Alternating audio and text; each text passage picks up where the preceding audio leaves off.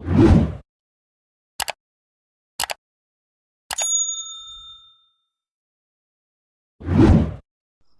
Friends, चलिए तो आज के हम इस वीडियो में सीखेंगे साधारण ब्याज, जिसको अंग्रेजी में सिंपल इंटरेस्ट बोलते हैं।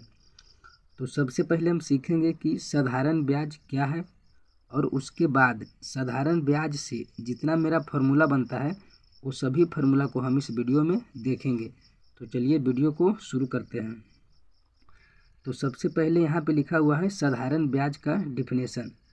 तो यहाँ पे है कि ब्याज जब केवल मूलधन पर एक निश्चित समय के लिए एक ही दर पर लगाया जाता है तो उसे साधारण ब्याज कहते हैं।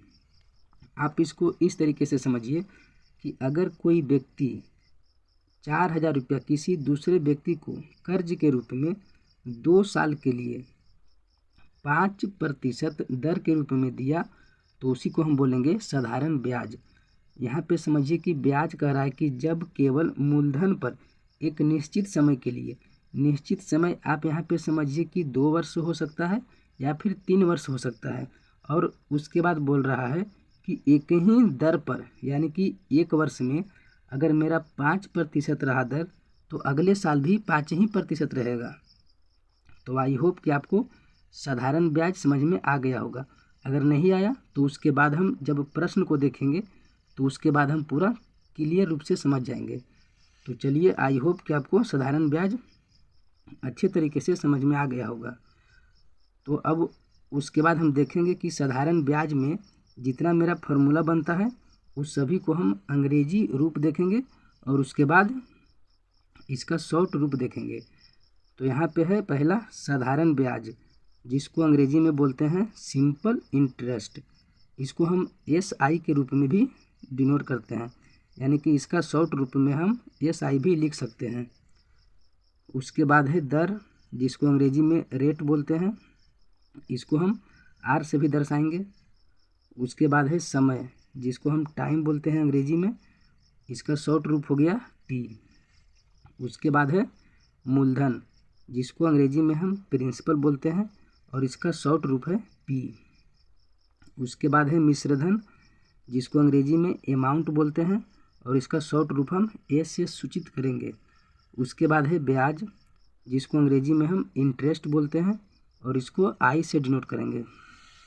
तो चलिए, आई होप कि आपको इतना सारा समझ में अच्छे तरीके से आ गया होगा। तो चलिए अब हम बारी बारी से प्रत्येक सूत्र को देख लेते हैं।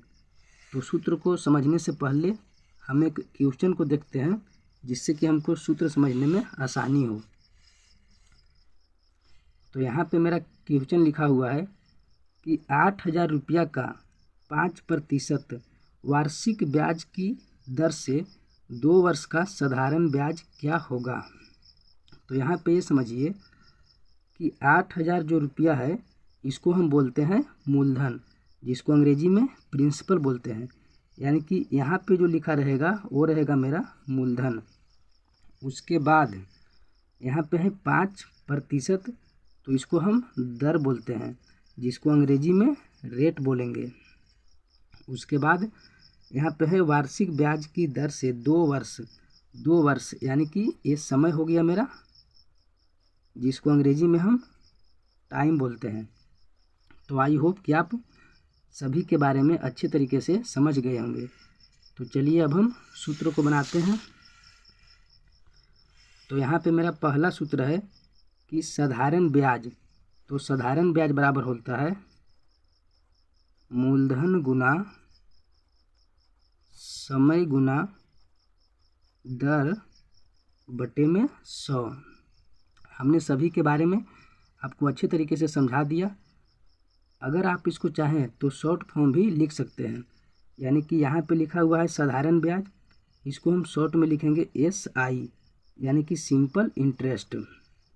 तो SI बराबर लिखेंगे मूलधन है, जिसको हम अंग्रेजी में प्रिंसिपल बोलते हैं। आप यहाँ पे देख सकते हैं जिसको शॉर्ट रूप P है, तो इसके जगह पे हम लिखेंगे P गुना में समय है, जिसको अंग्रेजी में टाइम बोलते हैं, तो इसको लिखेंगे T गुना दर को रेट बोलेंगे, यानी कि R से सूचित करेंगे। उसके बाद 100 है तो यहाँ पे हम 100 दे देंगे। आपको जिस रूप में अच्छा लगता है याद करने में, आप उसी रूप को याद कर लीजिए। तो चलिए अब हम सूत्र नंबर दूसरा देखते हैं। यहाँ पे लिखा हुआ है दर। तो दर बराबर होता है ब्याज गुना 100 बटा मूलधन गुना समय। आप इसको इस तरीके से भी याद कर सकते हैं। उसके बाद है समय। तो समय का मेरा सूत्र होता है ब्याज गुना 100 बटे मूलधन गुना दर। यहाँ पे देखिए कि ऊपर का जो मान है ब्याज गुना 100, ये सेम ही रहता है, ब्याज गुना 100, और उसके बाद सिर्फ नीचे में मेरा चेंज होते रहता है। तो आई होप कि आपको ये तीनों सूत्र अच्छे से समझ में आ गया होगा। तो चलिए अब हम सूत्र नंबर 4 को देखते हैं। तो यहाँ पे मेरा सूत्र नंबर 4 है मूलधन। तो मूलधन बराबर होता है ब्याज गुना 100 बटे समय गुना दर। तो आई होप कि आपको सभी सूत्र अच्छे से समझ में आ रहा होगा। अब उसके बाद मेरा 5वां सूत्र है मिश्रधन। तो मिश्रधन बराबर होता है मूलधन प्लस ब्याज, यानी कि मूलधन में अगर हम ब्याज को जोड़ देंगे तो ये मिश्रधन का मान आ जाएगा। तो चलिए अब है मेरा मूलधन। तो मूलधन बराबर होता है मिश्रधन माइनस ब्याज। जब हम मिश्रधन को घटाएंगे ब्याज के साथ तो मेरा मूलधन निकल कर आ जाएगा। तो चलिए अब है मेरा ब्याज। तो ब्याज बराबर होता है मिश्रधन माइनस मूलधन।